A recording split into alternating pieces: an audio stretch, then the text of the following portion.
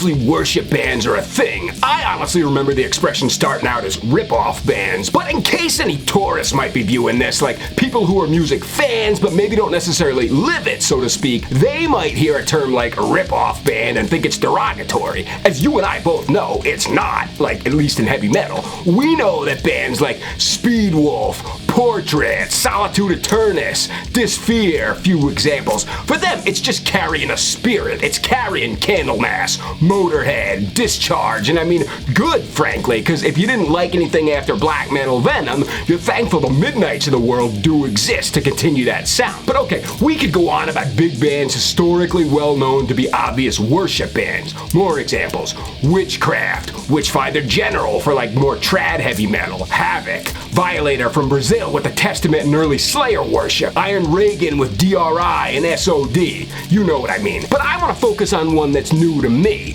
Amethyst. Like, I passed on them for the last few years, I'll be honest, because of the name, like, stupid reason maybe, I know, but it just didn't intrigue me enough to want to listen. Though hearing their music, I can see why it's fitting. Alright, I'm noting things miscellaneously at this point, but my overarching description is that they are very extremely 90% Di'Anno-era Iron Maiden. I say only 90% because the vocals aren't. Actually, speaking of Cauldron, I had him in my head earlier. Yeah, there you go. They kind of remind me of that dude. It's that kind of clean but not operatic sort of thing. Think anybody in Stoner Doom you want. Acid Mammoth, Dopelord, any of that 70s sounding clean stuff. There's tons of them. Which is something that makes Amethyst interesting because you get to hear what Di'Anno Maiden sounds like with somebody other than he or Bruce. Like it's a Sabbath worshiper type vocalist instead. So in that regard, I guess it ain't fair to call these guys fully true worship like in the way that band Attic is with MERCYFUL, what's up J-Dog, where unless you know both catalogs, you practically couldn't tell the difference switching between the two. But this is that real shit, and let me explain.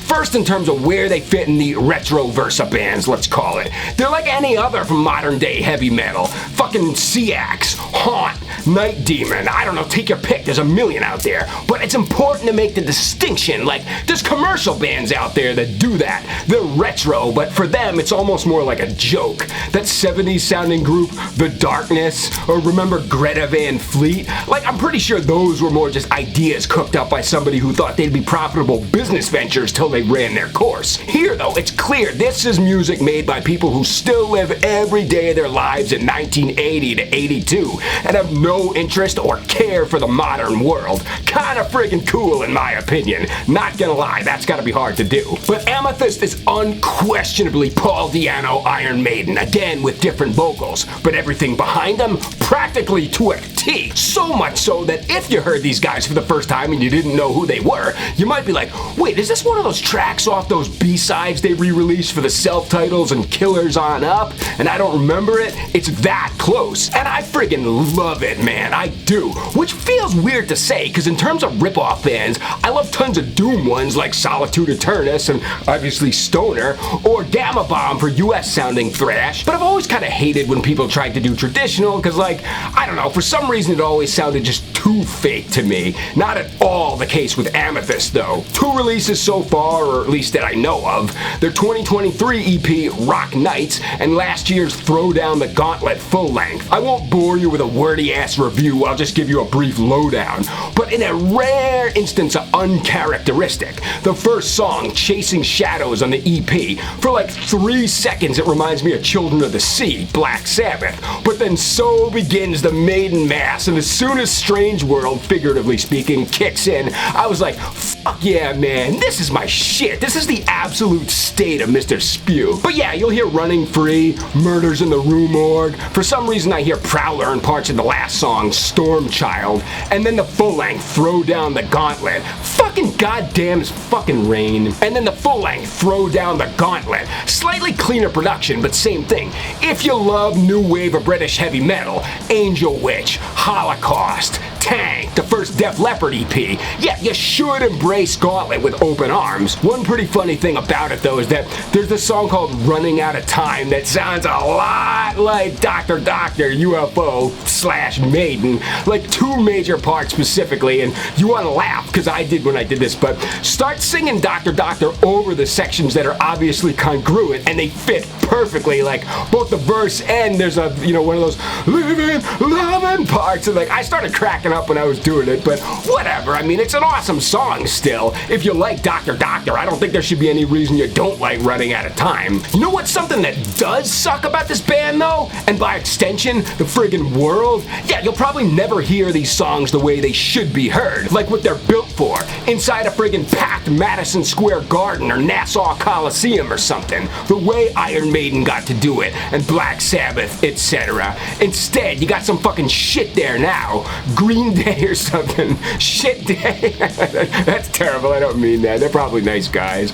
Who knows? So yeah, man, I am really impressed with Amethyst. I am. I think one of the reasons is because a worship band can borrow fully from the sound of a forefather. That's great, but you still gotta be able to write songs, you know? And hey, I'll admit, if a band is only capable of having the same tones as Candlemass or Sabbath, I mean, sometimes that's enough to satisfy me. It is. But when they can actually write good songs too, it's like, that's when they separate themselves from the rest and become cult, you know? Something funny I remembered when I was thinking about all this. Now, I could swear to you, I could put my hand on a holy Bible and testify that whenever anybody says anything personal about me, like talk shit, I swear I'm never actually bothered by it, because like, anybody can say whatever they want, and I'd rather they do than don't. But a few videos ago, some dude commented, was like, hey buddy, the 80s are over, lose the headband.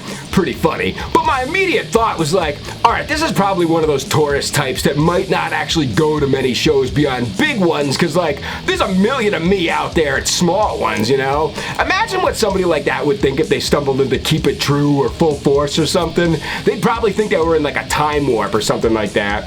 So yeah, dude, there you go. If you love the first two Iron Maiden albums, even Moments of Beast, you'll probably also love Amethyst. And I'm sure there's people out there who, yeah, only like Di'Anno Maiden and nothing after. I mean, I've never actually met any of them personally, but it wouldn't surprise me. But alright, my friends, there you go. That's all I got right now. So if you did like this video, cool. Maybe you can give it a thumbs up. Or if you just like hearing somebody bullshit about heavy metal, then Kerrang! Magazine your ass right into that subscribe button. And we'll see you next time on Concrete Spew. But until then, stay wild, my friends.